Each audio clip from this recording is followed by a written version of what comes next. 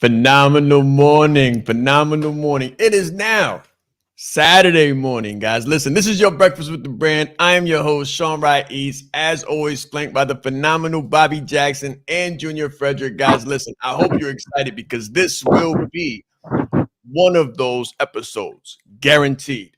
How you guys feeling? Good morning, gentlemen. Yes, good morning, good morning. Phenomenal morning to all. I feel absolutely amazing, Sean. It is a rainy Saturday here in St. Lucia today, but nonetheless, absolutely amazing. Very good. We've already got Kimberly talking about it's 16 degrees. give him Oh, something yeah. cold, Bobby. How you feeling, brother? Oh man, I'm feeling amazing. I'm feeling amazing. There's always a phenomenal calm after great storms, and that's what I've been experiencing this new year. It's just a really great storm, a really good strong calm. So I'm feeling ferocious. I'm feeling ferocious. Very good. Very good. What I'm going to say to the entrepreneurs and the business owners on the call, right? You want to win to the point where the winter doesn't matter. You want to win to the point that the winter doesn't matter. So one of the things that I made as a goal for myself very early is to follow the sun. Follow the sun. So depending on the season, I'm wherever the sun is. You got to pay me to come to the cold. Like I promise you, you got to pay me extremely well to sit in the cold. Like I don't like snow. I don't like ice. I was in New York for the 3 foot, I think it was about 3 feet, 3 feet of snow, like in 93. For those who can remember, like way back then, it was like 3 feet of snow in New York. And I that kind of sealed the deal for me and let me know that that was not the deal. That was not what we were going to do. I said, I got to find a way to follow the sun. That was my early intention. Wherever the sun goes, there you'll find me, whether it's Miami, California, whatever the case may be. Love New York, but I love the summer in New York. 100%. Sean, I was telling somebody just 2 days ago, I've actually never experienced snow.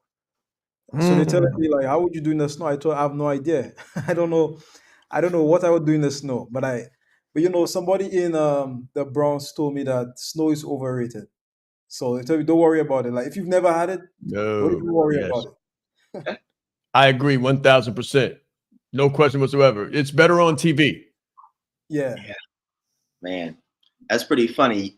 Sean talks about never going back to the snow. Junior says never experiencing snow. I remember doing cold weather training in the snow, and we were just barricaded by ice. And oh my goodness, it was an experience because it's interesting. It can be so cold that you use the cold to keep you warm, like when it's that cold. So it's really interesting how you can build ice blocks and different things in the cold, but you can insulate it. And when you insulate it, the very thing that's freezing apart from anything else, when properly organized, creates a shelter of insulation. So it's really interesting, the various perspectives of snow. But I hate it too. I'm from Florida. I'm not a fan of it. But when I experienced it, I was able to make it my friend, and I was able to make it a foe. Very good. Very good. You know what that makes me think about, Bobby? That makes me think about using the pain to bring you more success. Right? Using the very thing, many times it's the very thing that you run from, that if you ran to it, it would bring you your success. Many times we have so many entrepreneurs, business owners, CEOs trying to run from their story, run from their past, run from the situation that brings them the most frustration and complication. It's the very thing that you guys are running from that you don't want to face that'll bring you the most success in your business. I guarantee you that. The reason I guarantee you that is because it's evidence based. That's what every speaker, every coach, every consultant, they use what happens to them to fuel them. 100%. Sean, and it comes down to the just doing the work. A lot of the times it's just doing the work. I was telling somebody on Thursday that a lot of the time it's not that you're doing the wrong thing, it's that you're not doing enough of the right thing. And I promise you guys, like doing more work could never make something worse than it already is. I don't think so. So if you're going through something right now, if you're going through some kind of, let's say, financial challenge with the business, I guarantee you just doing more will not hurt it. It will not make it any more worse than it already is. Like doing more work is never, the wrong move to do. Now, as to what exactly to do, that's something else. But just doing more in general, always brings more results. Yeah, super interesting. Super interesting. It makes me think about the concept of less is more, but it doesn't always work that way with work. But it's interesting. It's like less distractions, more work, right? Less trivial action, more work. So very, very interesting. And I think that my experience with work and hard times and just really grinding certain things out is that when you are experiencing a adversity and you work through it, what tends to happen is you find new opportunities. You find new skills and different things about yourself that you didn't know were there. So I think I agree with you on that one, Junior, is the more work you do that is right. I believe it's Walter D. Wallace puts it this way, or excuse me, Wallace D. Waddles. He says, the cause of failure is doing too many things in an inefficient manner and not doing enough things in an efficient manner. However, the one that does as many things in an efficient manner as possible cannot help but get efficient results. And that's one of his phrases and axioms. And I think that that's true. Very good. Very good, guys. We're going to go to a break, but this is the thing I want you to think about: the code shift. Write that down. The code shift. You need to shift the code. I'm not going to say shift the code, but shift the code. So let me give you an example of what that looks like. Everybody knows that we train sales every day. We train sales every single day. Most people know that we start. If you're here, you're following us, then we usually go live on the Breakfast with the Brand all week at 7 a.m.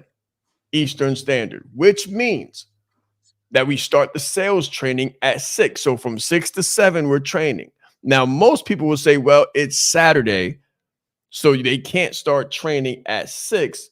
They probably start training at 7. But the reality is we start training at 6 and we go for 2 hours. Let's grow. There's slow growth and then there's scale. There's incremental growth and then there's exponential growth. What I want to talk to you about is adding a 0 to you and experiencing exponential scale. Incremental growth says 1 plus 1 is 2. Exponential growth says 1 plus 0 is 10. Incremental growth says 2 plus 2 is 4. Exponential growth says 5 plus 0 is 50. Guys, listen, when you add a 0 to you, you can add a 0 to the marketplace. You can add a 0 to the value that you bring. So you can add a 0 to your family, add a 0 to your legacy. This is what we're talking about. We're not talking about incremental, we're talking about exponential. I always say that business is a spiritual game. Just imagine when you combine your skills, your values, your abilities, your talents to something bigger than you, something greater than you, something like the power of exponential. That is adding a 0. Add a 0 to your competence, add a 0 to your confidence. This is about adding a 0 in your life, your value, your industry, and your mission. Let's grow.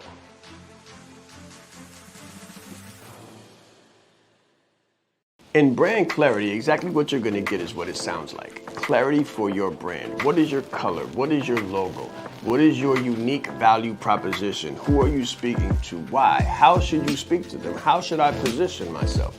That's what you're going to learn in brand clarity. You need other people to have the same clarity on your brand that you do. But this is the gap.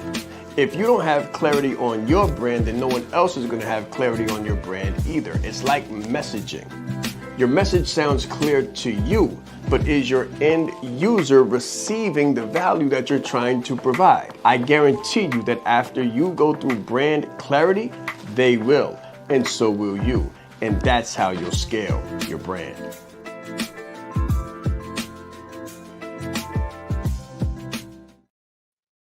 We talked about something yesterday. We talked about the power of 0. And I was talking about staying on zero, and it kind of relates to what everybody's talking about this morning with it being so cold. Put yourself in the uncomfortable predicaments, right? So people say, well, why, Sean, why should I stay on zero? Because when you're on zero, you're not comfortable. You're not comfortable. You have to move. Same thing when you're in an uncomfortable predicament, uncomfortable environment, you have to move to change the situation. So sometimes in business, it's better to keep yourself or put yourself in an unhospitable environment. Put yourself in an unhospitable environment to get the best results and the best performance out of yourself. Yes, sir. So Sean, just want to clarify for the people watching. When you say zero, do you mean actually zero, or do you mean a zero mindset? Oh, okay. So great, beautiful question. I mean a zero. I mean a literal zero, like 0, like no revenue. Like you want to put yourself in. Okay, so the only reason you should have revenue in your account is to add it and compile it to make the next investment. That's it. You want to become a conduit, because when money sits, it loses value. Money follows movement, guys. Money doesn't follow stagnation. And if you're a hoarder, if you're a taker, if you're a subtractor of value, if you're an extractor of value and a subtractor of value from the marketplace, instead of being an addition to the marketplace, an addition of value or a multiplication of value in the marketplace, you lose value immediately, just like money does when it goes into the bank. Or just like money does when it goes into your account just to sit without a purpose. It literally, like, banks are the places where money goes to die. 100%. Right. So when I look at various leaders throughout various industries, whether it be sales, insurance, etc., what I notice is a certain kind of zero mindset. In fact, I could remember one guy saying that when you actually make money, then you find out who you are. In other words, when you make some money, the people, you can tell which lane they're gonna go on. So some people, they get money and then they get comfortable and then they stop.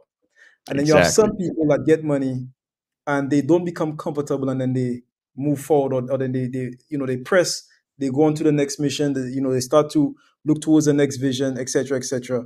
And I sort of get the feeling that this is what you're talking about. When you talk about staying on zero, we have the example of Elon Musk, for example, when he sold PayPal, basically going back to zero, had to borrow money from friends. And can you imagine one of your friends saying, "Hey, I need to borrow money. Why? Because I invested like $80 million in a company and I invested another X amount." Like, what? You literally just spent hundreds of millions of dollars and now you're asking me for money. But we've seen the result of that. A zero mindset. And I actually have a question for you, and then I'll pass it over to Bobby. How does one stay in that zero mindset zone? Because obviously everybody's in business to get successful. So on some levels, we do want to acquire material things. We want money, we want success, maybe some people want the house, maybe some people want the car, maybe some people want vacations, etc. So how is it that you can stay on zero but still have those things? Like, can you walk us through how exactly that happen? If you're investing everything out, then how do you acquire wealth if you just keep very good. So what you want to do is you want to create a multiple of value, guys. A multiple of value. And that's where the other side of added zero comes from. That's where the other side of added zero comes from. So let's say you want to buy a watch. Let's say you want to buy a watch. The watch is $2K, $3K. Don't buy the watch unless you can add a zero to the back of it. If the watch is $2K, then make sure that you got $20K so you can spare the $2K and then put the rest of the $18K back into the marketplace to get more. Real simple. Same thing with the house, same thing with the car. Like, nobody deserves I don't believe that people deserve a $90,000 car unless they're close to $1 million. Like, it's $100,000. $100,000 can be used much more meticulously, much more methodically, and much more effectively in the marketplace, as opposed to extracting $100,000 to put in your car to drive you around, and you can't even fly with the car. So you got to sit now with the car. The car has to stay there while you move and mobilize to make more money. It makes you feel good. It's a creature comfort. It's an emotional thing. It's an emotional thing. when it should be something that you should reward yourself with if you deserve the reward. So me and Bobby talk all the time, and I tell him about affording your opinion. Many people say, I want an iPhone. I want an iPhone. That's your opinion. I want an iPhone. I need an iPhone. That's an opinion statement. But the reality is, Junior, the reality is that people don't deserve iPhones because they're leasing iPhones like they should lease homes. They're leasing iPhones. It's basically like a mortgage. They don't own the phone. You think people go into the store and buy the phone, but they don't. They don't own the phone. They lease the phone because they can't pay for the phone, which means they don't deserve the phone. If you're going to spend $1,000 on a phone, then you should have at least $10,000 to spare on the phone. Then yeah, go buy the phone. No problem at all. Right? Add a zero to it. Do not make the purchase unless you can add a zero to it. You don't warrant that purchase. And make that mindset one that's consistent. So add a zero to you in value first. Then you can add a zero to the value that you put out in the marketplace. Then you can add a zero to the value that you extract from the marketplace. And then you can make purchases that are large because you've added a zero to everything. But if you storehouse the money and you don't keep the money moving, everything, including you, loses value. Bobby. Yeah, this is interesting conversation because it's a matter, as far as I'm concerned, of morals, values, and principles. Morals, values, and principles. And in a society where the people that save money finance those that invest it, believe it or not. Believe it or not. Come on. So when you save money and you put it in a bank, right, and you deposit it, the bank then loans that money out to people that are borrowing it. And the people that are borrowing that money are the people that are likely investing it to make more money, because a bank's not going to lend you money to lose. So what I'm saying here is it really becomes a matter of living on zero means that you learn how to do one of two things. Most people, I wouldn't say most people, I would say you're better if you can learn to do both. But you need to learn to do one of two things. You need to learn how to sell, and you need to learn how to raise capital. If you can do both, you're even better. Me, I was fortunate enough to learn both. So by going to college and learning finance and learning the banking system and economics and all of those different things, I've gone to banks, CDFIs, I've raised family and friends rounds of money. I know how to get money legally and flip money legally. That is a competency known as raising capital. And then you have the ability to sell, which is the ability to create value, inject that value into the marketplace and extract a monetary return on it. So when we talk about living on zero, what the more successful investors understand is that money that they can either raise or an offer that they can create so that they can sell something means that they never need money in the bank account. I'll say that again. When you're good at these two things, you never need money on hand because you can always summon money on demand. Ooh. You never need money on hand if you can summon it on demand. And Nice. that's the difference. That's Lyrics. the difference. Right? Lyrics. So what I would recommend anyone that's trying to really wrap your head around living on zero or staying on zero, what I call lily pad living, because you hit a lily pad and then it starts to sink. So you got to jump to the next one. So that's how I like to think about it. But, or a bear trap, like the bear is always on you. But a way you can think about it is like this. Why do you feel the need for money to have it on hand? Most people would deduce that need to one of security. I need security. And then the question becomes, are you really secure? Does money on hand really make you secure? And then the answer becomes, well, it makes you as secure as the money can cover whatever your liability is, whatever that thing is that you're afraid of. So the real reality is this: money creates a false illusion of security. because the prices could scale at any moment. The bank could get wiped out at any moment. The money could lose value at any moment. If they print more of it today, it could lose value tomorrow. Like the money that's on hand is really not as secure as we want to feel that it is. And the reality, as I pass it to Sean, is this: when you get good at living on zero and you understand that the having of money is far less important than the ability to summon it, you get to live a more free life, in my experience. You get to say, you know what, I'm going to invest all of my money this month. And where most people would have anxiety and paralysis, you get to say, and I'm about to make more money than this month than I made last month. Like you get that choice when you know how to do this right. This is good. This is real good.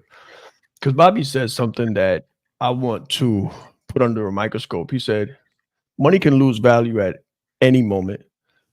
I want to say that money's losing value at every moment, right? Unless it's in motion. Unless it's in motion. If it's in motion, then it's attracting zeros. And if it's not in motion, then it's extracting zeros. And this is why. A scarcity, pay very close attention to this. A scarcity of skills calls for money. So you're money conscious. The less skills you have. The scarcity of money requires skills. So you become skill conscious. This is why we say that affluence breeds laziness. People who are born into wealth, most times, are underdeveloped. They're immature. And this is why the difference between the new rich and old rich, and new money and old money. New money had to think. New money had to innovate. New money had to develop. New money had to cultivate. New money had to ideate. New money had to transact and do business. Old money was born into it. They didn't have to develop. They're soft. They're soft. They're pliable. And they have a sense of, and this is the beautiful thing, right? When I work with a lot of people in a lot of different industries, and they talk about money, and they talk about people with money, and they say new money is humble. New money is humble. New money is appreciative. You would think that new money is arrogant or haughty, but it's absolutely in reverse. The new money, the people that made themselves, that built themselves up truly from their bootstraps and had an idea and cultivated and developed it against resistance, are the people that are the most humble because they know what it's like to scrape and to struggle and to sacrifice. Whereas the people who were born into money have a more of a sense of entitlement, more of a sense of pampering. There's a big difference between new money and old money and the perception of it. I'm going to say this too before we go to a break, guys. There's a difference between being born in and sworn in. From Harriet Tubman to Sojourner Truth to Rosa Parks, we have always been on a freedom run. Your LLC, your S Corp, C Corp, your business entity is what's going to give you the ability to go from your job, your industry wages, your 9 to 5 to the life of your dreams and the dream of your life. This is about you attaining all of the things that you could only possibly imagine and that our ancestors saw as not even being possible. Your freedom run?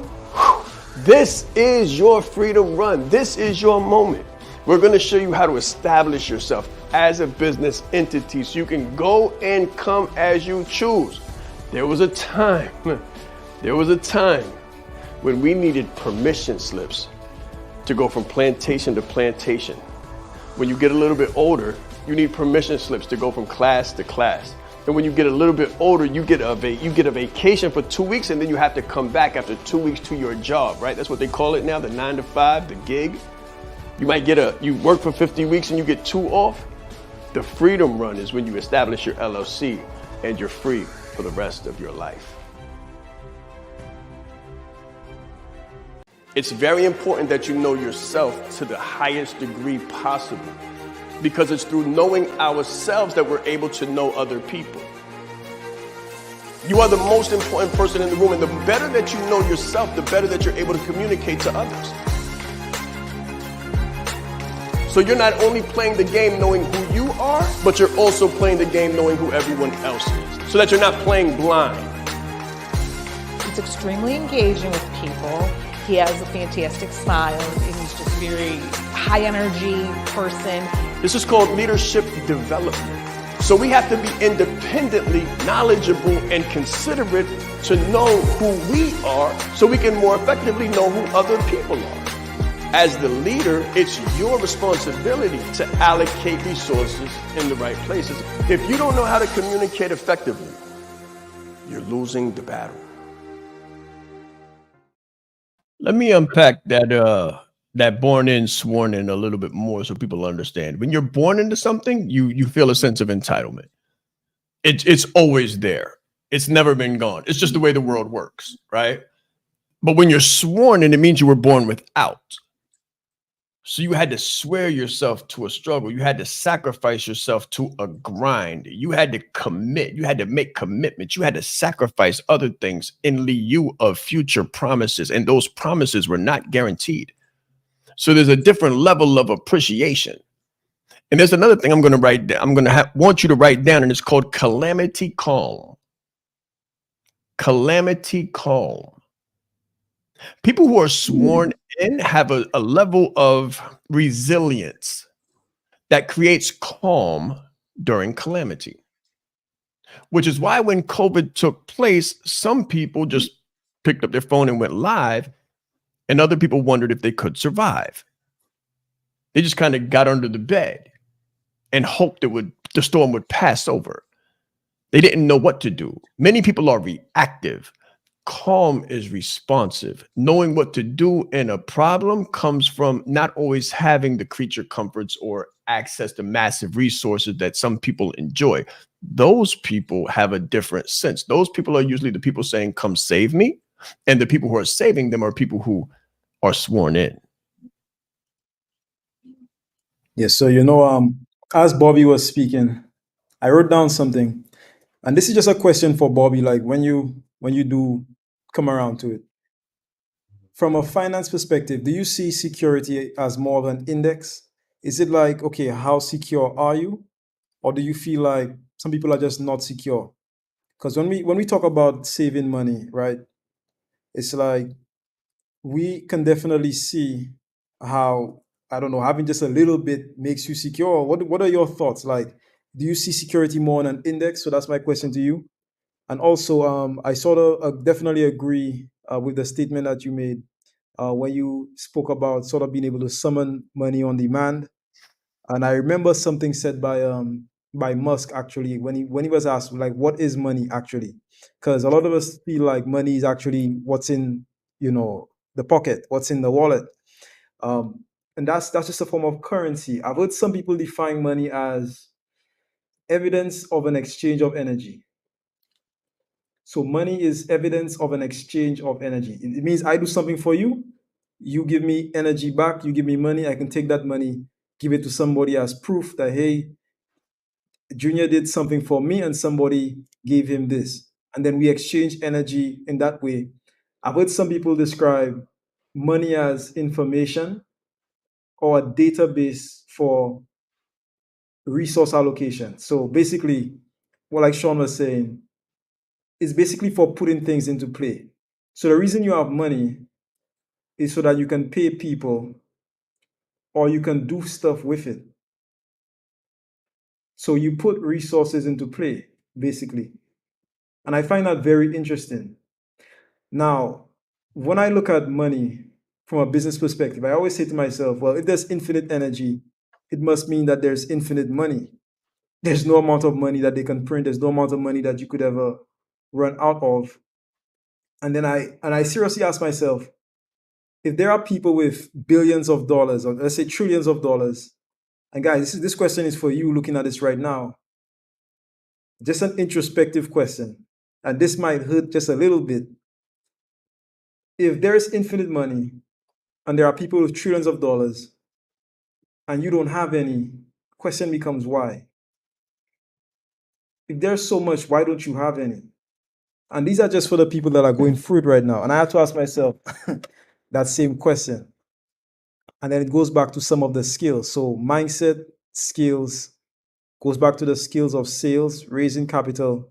But I really feel like it starts with the understanding of like what actually is money. Bobby, I'll pass it over to Bobby. It's a lot here. I'm enjoying this. We're going into my realm, right? So if I may, for a little while, entertain you all with some insights about one, Junior's question, and two, money on a more technical spectrum, right? So you can just wrap your head around it better. But the question was, do I see security as an index of what someone should say have in order to feel secure? Or do I see security as something that is, say, whimsical and doesn't really exist? Is that the understanding of the question, Junior? Yeah. Yeah. So a while ago we were saying that money gives a false sense of security, right? Mm-hmm. So that when you said that, I'm like, whoa, I'm like, hold on. Is he saying that security is an index? So it's not that, hey, you're not secure, it's how secure are you? Mm-hmm. That's the way I'm looking at it. So I feel everybody has some level of security, but it's more about, how secure are you? Does having more money make you more secure, or does having the skills make you more secure? So that's why I'm asking you, like, from a financial perspective, is security more of an index where it's like either you're 1 out of 10 secure, you're 3 out of 10 secure, you're 4 out of, and so on and so on. And if so, how can one become more secure? Excellent question. So to give you all the best answer that I can think of is we have to understand society. Societies have order. So when we talk about money and we talk about security, it's because we are, for lack of better terms, barbaric, right? If you look back at our history, we have done all kinds of things to one another. Hunted, hung, mutilated, all types of crazy things, right? Human beings are capable of doing some pretty brash things. So first and foremost, we need to understand why certain things exist in order for us to understand why money has developed the way it has. So societies collapse without order. Money is a way to order things. So money, when you think of it as an ordering system, says the people that have the most of it or the people that control it order the society. So when you think about America, who prints our money? Well, the people that control the society. When you think about who makes the rules, who, so to speak, moves the narrative and agenda, the people that have the money. So money is less a means of security for, say, the individual person, as it is more of a pecking order for the society in which everybody exists. With that being said, what is money? What is security? Does it exist on an index? Well, here's the thing. Sean says this all the time. You want to be able to afford your opinion. What this simply is saying is that from a money standpoint is the more money that you have, the more of an opinion you have, or you can express, the more of an opinion you can express. And that's because you are high enough on the pecking order, so to speak. You have enough capital to sustain damage. Okay. So there are things such as redlining. You've probably heard about that. There's things such as being blackballed. There's things such as being locked out. And all of these things happen when large amounts of money come together to prevent other people from making money. It's all about order. It's all about societal norms. It's all about how can we keep the peace. So when you save money, what you're in fact doing is you are pretty much saving up gun shells, but you are not packing them with powder. I'll say that again. When you save money, it's like a shell, it's like a round. But if you don't have gunpowder packed into the round, you can't fire it. So to put it in more of a direct term, if I'm saving money and my goal is to have an opinion. But I go and I say, hey, I don't want to work today, but the job is the place that provides all of my basic needs. I've got around with no gunpowder in it. I can't do anything. I can't go anywhere. If I did, they could either fire me, they could, what do they call them? Reduce my pay. They could do whatever they want. So to kind of bring this question to a head and really give my forward response from a financial standpoint is you have to understand this final piece, which is economic. So economics is the study of scarce resources. So energy is not it's infinite, right? So Junior already explained that, expressed that. However, the control of energy is not. So when we talk about a nuclear bomb, and I'm not going to go deep into this, but nuclear bombs are energy that cannot be controlled. There's so much energy put into one spot that it explodes. The same thing happens with money. That's why you see a wealth transfer every so often, because when money is accumulated and it is stuck in one place for so long, it explodes. In other words, it cannot be controlled. It's energy, and that's the law of economics. So what Adam Smith calls the invisible hand. It means that when money is concentrated, supply and demand will cause the money to move because it cannot be stuck in one place too long. It's too much energy. So it explodes. In finance and economics, there's a wealth transfer. So what we're saying when we say live on zero is we're saying be a conduit for the energy that's automatically going to flow because there's no way you can concentrate it. And everybody that tries to concentrate it implodes or explodes. There's no way around it. Yes, Sean, do you mind one more? And I'll pass it over to just one more. So this, Bobby, you actually answered my next question because I'm thinking, and I'm trying to look at it from the audience's perspective and ask the questions that I feel like they would ask, right? Like if we're not supposed to store the money and the people who have the money, they're controlling. So, okay. So the people that have the money, are you saying that they don't store it because we're not supposed to store it? And then if they don't store it, but money is power, how do they have power if they don't store it? And then you said something that's very, very important is the control of energy. The control of energy. And I think that sort of ties into what Sean was saying, because if you can control energy, money, if there's a flow of money, flow of energy, then you could afford to do without it. So I think that's what you're getting at, right? So Yes. we're talking, it's less about the currency, right? The paper currency. It's more about the control of the flow of energy. Because if I'm rich, okay, and I'm not storing any money, but you tell me I need money to have my own opinion, where's the money for me to have my opinion? So that's what I'm saying, like the money's not in the back. Where's the money? How can I have my own opinion if I don't have the money? So what you're saying is that it's more of a control of energy. So it's more about control, basically. Is that correct? 100%. Right. And it really boils down to a matter of competency. And I know Sean is getting ready to get in on this. So that's all I was saying. As a matter of fact, I've got so much to give. I'm going to say go to a break. We'll be right back. This is The Breakfast with the Brand. Share this out, guys. Watch when I come back. I said Sean Ra'is. I'm proud. I said Sean Ra'is.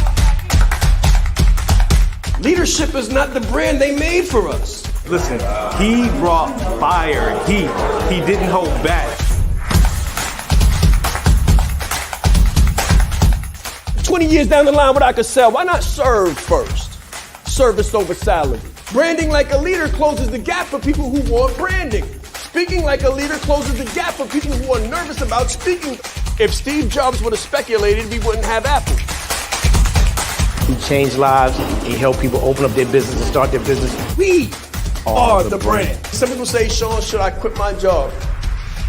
Mentally, yes. As a speaker too, to be able to learn from him and watch him and game respects game. And I want to have that much game someday. The right client, pay $500,000 for what you do. You have to be bold in your beliefs. He has been an amazing asset to this event and a pleasure to work with. Very captivating, collaborative, worked very well with the audience. I want to help you. Put a zero behind your number, right? The session was great. How he is online, virtually, he is even more phenomenal in person. Be the face of change that you want to see. Stop asking questions and start giving demands. The entire team has just been absolutely incredible. They are a joy to work with. They go above and beyond. Give yourself a round of applause. Yes, yes, yes. Confidence is key. Most of the people I work with, they have the education, the experience, and the expertise. We call those the 3 E's. But they're looking for the 3 I's, the income, the impact, and the independence. And I always tell them that the bridge between the 3 E's and the 3 I's is marrying your confidence to your competence. Most of the people I work with, again, have all of the competence in the world. What I help them do is get the confidence.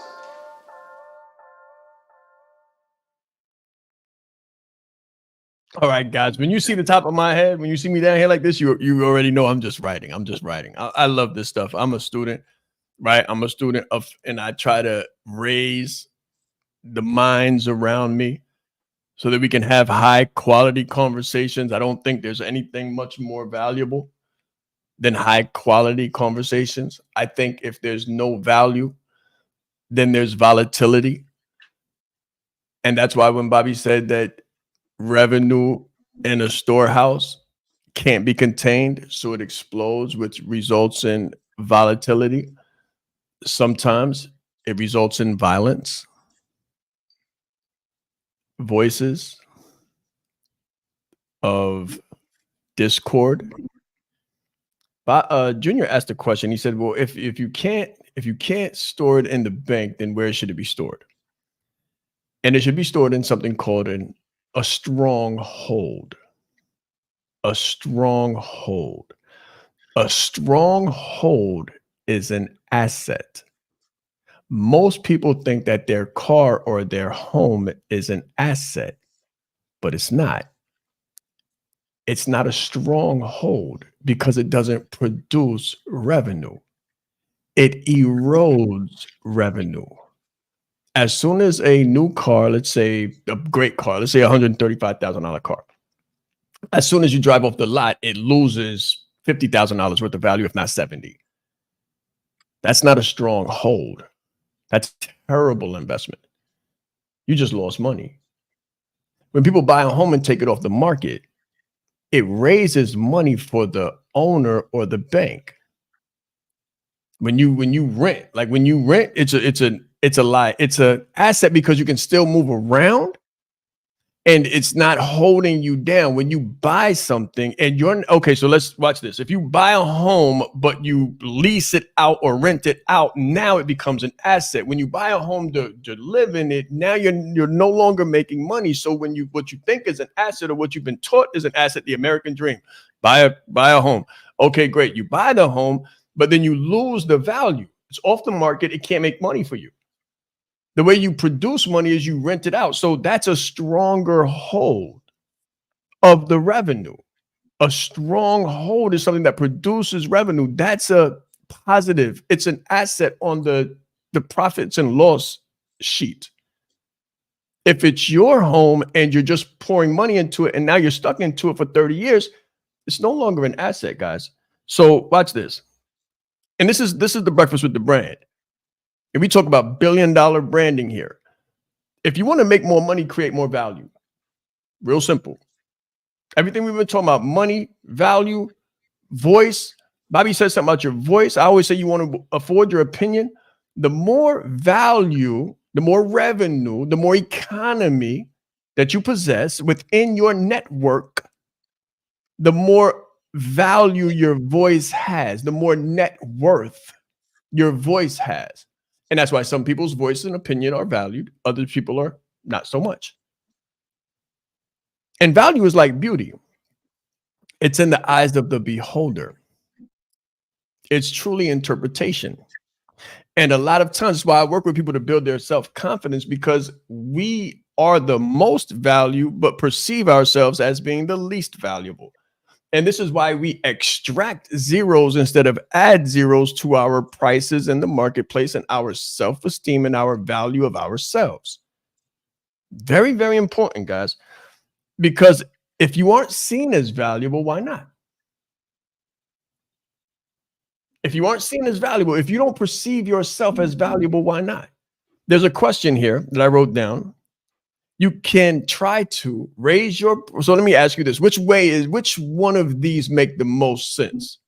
You raise your price to raise perception, or you raise perception to raise the price?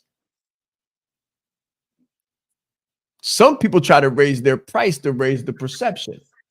But the reality is, if you don't appreciate instead of depreciate, if you don't appreciate the perception, then you can't sustain a raised price. So this is why some people will see a raised price like think of a high value luxury item. The value makes sense because it's a luxury item. And then you look at the same thing without the luxury item. Let's say so one watch is a watch, one watch is Casio or Swatch, and the other watch is Louis Vuitton or Rolex. They're both watches. They do the same thing, which is tell time. Some might say that the Swatch or the Casio might actually have better quality. They might not need to be winded. It's up to you to perceive. But however, it doesn't change the fact that one costs $35 and one costs $35,000. Now, the people who perceive themselves as more valuable, they have no problem paying $35,000. And the person who perceives themselves as having less value have no problem with the Casio or the Swatch. Think about the marketplace. Think about prices. Think about who controls prices. Think about the opinion. Think about the control. Think about the self-perception. Think about the confidence. Think about the confidence. Because as the gentlemen were thinking, I just wrote down personal branding, authenticity marketing, and leadership positioning.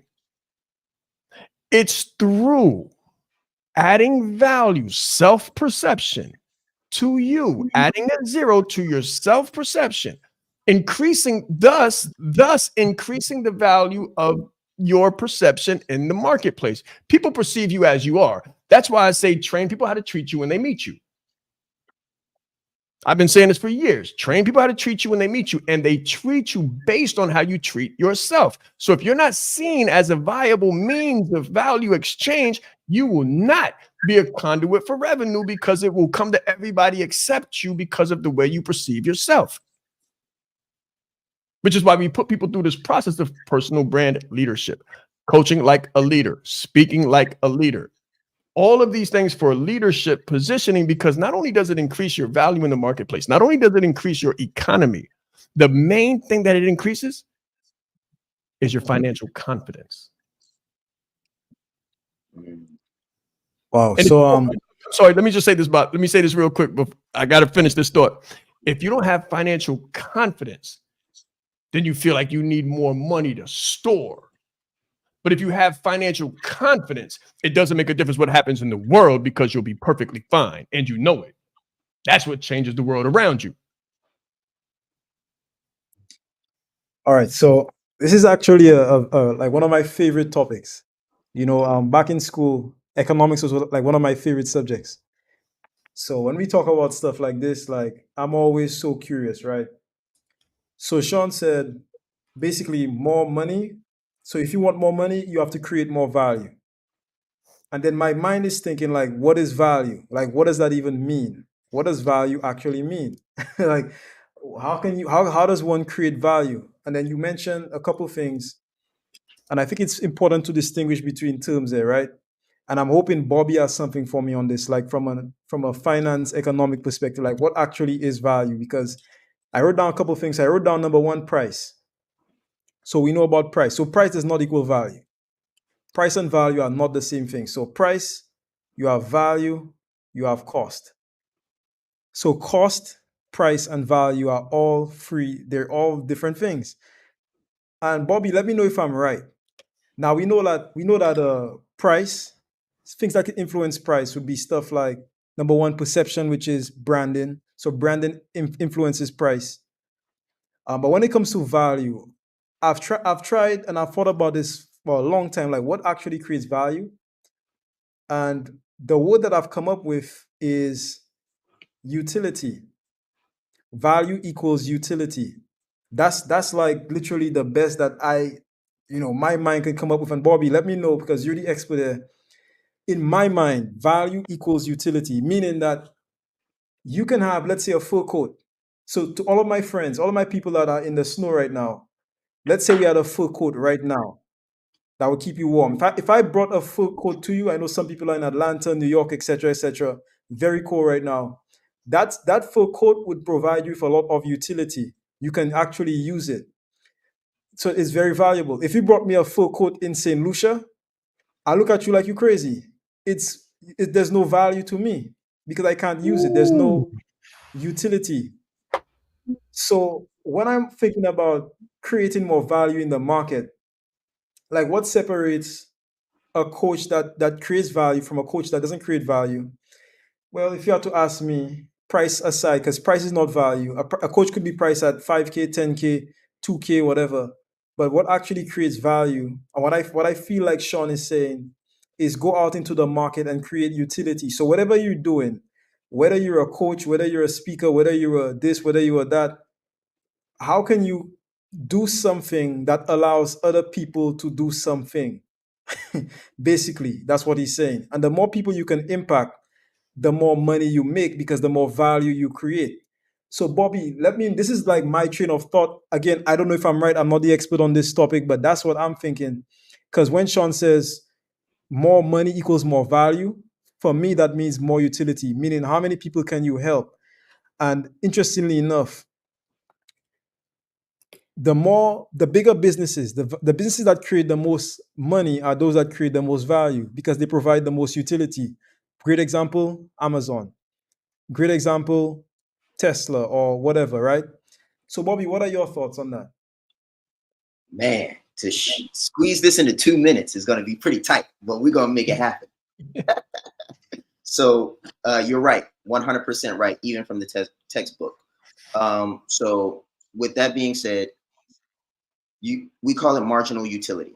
So marginal utility means how much value or how much utility does someone get out of something, and the more of that thing that you add to them, does it create more value for them? So if you have no car, having one car would be very useful to you, but having two cars would have less value to you, because in some cases, because the marginal utility is not there. You need one car to get around. The moment you have 2, 3, 4 cars, each additional car has less value to you for the purpose of traveling. So now you have to find more purposes for it. So that's one concept of value. So value one lies in the perceived utility and actual utility. It's number one. Number two aspect of value is willingness to pay. So willingness to pay is a function inside of economics that says that this is how much I'm willing to pay for something. So when you have value, some people are willing to pay more for the same thing or for the same service from a different provider. So let's say we all want cable, but one person is willing to pay $100 for cable while the other person is willing to pay $1,000, because their willingness to pay for the same thing are different, because their quality, the demanded quality, is often different. But that's all I really have time to break down right now. But you've got price, you've got cost, you've got value, you've got monopolies and oligopolies, which are very important to understand price value. Guys, this is why it's so important to be in the right environment. Like, I know you guys are loving the conversation. This is like mental ecstasy for a lot of people, right? The conversations at this level are very hard. They're so valuable, and this is why they're so expensive. And this is why these are the kind of conversations that we really kind of reserve for the leadership leverage, high performance consulting, keys to the throne, and things of that nature, environments of that nature, right? I just wanted to kind of introduce an idea that would bring you to a space that would help you to elevate your consciousness right now and entertain financial confidence and what it could possibly do for you and your business and your life and your family. To wrap it all up, right, there's use value and perception value. use value and perception value, utility value, and then perceived value. Something can have the utility value of infinity, but still be underpriced and undervalued. And the perception value, the perception of value of you, your perception value, your perceived value in the marketplace could be very marginal, very small. But you know you have infinite capacity and you want to save the world and help people. And you got decades and decades of competence and decades of serious education and utility use. It's perception value and use value. And your decision between the two and your confidence in yourself and your value is what will change your marketplace value. It starts as an inside job. It's a spiritual game. It's a spiritual game. And then it translates, it works its way out from you. It emanates from you. You are like the sun in this